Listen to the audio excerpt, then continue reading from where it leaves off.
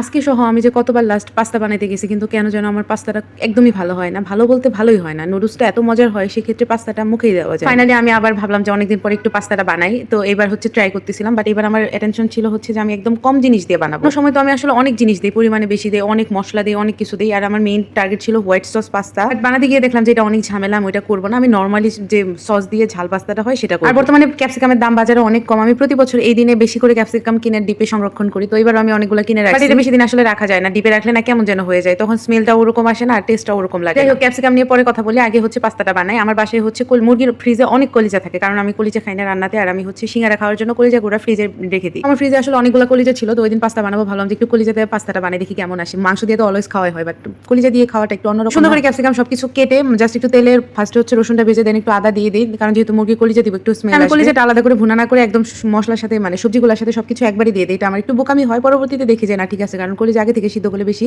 গলে যেত। আর পরবর্তীতে যেহেতু আমি ক্যাপসিকাম সবকিছু টমেটোর সাথে দিছি, সেহেতু হচ্ছে এটা গলে মানে গললেও সেটা সবজির সাথে মিশে ছিল। আমি আগে থেকে হচ্ছে পাস্তাটা সিদ্ধ করে আলাদা করে রাখছিলাম। পাস্তা রান্নার সময় অন্যবার যে ভুলগুলো গুলি, পাস্তাটা সিদ্ধ করার পর ওটা পানি দিয়ে ঠান্ডা পানি দিয়ে ধুয়ে ফেলি, কিন্তু এবার আমি আর ঠান্ডা পানি দিয়ে ধুই না, কারণ ওটা নুডলসের বেলায় ঠান্ডা পানি দিয়ে ধুইতে হয়, পাস্তার বেলায় ধুইতে হয়। সময় পাস্তাটা লিকুইড করার জন্য পাস্তাটা যেটা পানিতে সিদ্ধ করা হয় পানিটা একটু রেখে দিতে হয়, তো পরবর্তীতে দেওয়া যায়। আমার যেহেতু লাগে না এর জন্য আর আমি রাখি না। ভাই বিশ্বাস করেন, পাস্তা রান্না একটা আর সবার পাস্তা ভালো হয় না, আমার যেমন একদমই ভালো হয় না। বাট এবার কেন যেন মজাই হয়েছিল, আমি অনেকগুলো খাইছি, আমার ভাই এবার বাসায় পাস্তা রান্না করলে পাস্তা অনেক ফেলাই দেওয়া হয়। বাট এবার ফাইনালি মানে পুরোপুরি পাস্তা শেষ হয়েছে। হ্যাঁ, আমি নেক্সট টাইম ইনশাআল্লাহ হোয়াইট সস পাস্তাটা বানাবো। আমার বান্ধবী বলছিল যে লাস্টে হচ্ছে দুধটা একটু গুলাই দিতে, বাট আমার কেন যেন মনে হয়েছে যে এটা এইভাবে মজা হয়েছে, এই জন্য আর দুধ গুলাই দিই। তারপর সব রান্না শেষে ভাবলাম যে একটু নিয়ে টেস্ট করি। টেস্ট করতেছিলাম, আমার যেহেতু দাঁতের সমস্যা অনেকদিন ধরে, আমি এক পাশে দাঁত দিয়ে খাই, সেজন্য আমি অল্প অল্প করে নিয়ে খাচ্ছিলাম। এমনিতে আমি অনেকগুলো করে একবারে মুখে দিই, এটা আমি আসলে অফ ক্যামেরাতেই দিই। অন ক্যামেরাতে আমি একটু করে স্টাইল করে খেতে চাচ্ছিলাম, বাট যেহেতু এক চাপা দিয়ে খাওয়া হয় সেহেতু তো ভালো করে খেতে পারতেছিলাম আর অনেক কষ্ট করে খাচ্ছিলাম, কারণ আমার এক পাশ তো ব্লক। বাইরে আমার এই দাঁতটা যে আমাকে কি পেইন দিচ্ছে আমি হাড়ে হাড়ে বুঝতেছি। পাস্তার মতো নরম একটা জিনিস, সেটাও আমি খেতে পারতেছিলাম না। আপনি চিন্তা করেন আমার দাঁতে কি পরিমাণ সমস্যাটা হয়েছে। বাট আলহামদুলিল্লাহ দিন দিন একটু ইমপ্রুভ হচ্ছে, এখন অনেক ভালো। বাট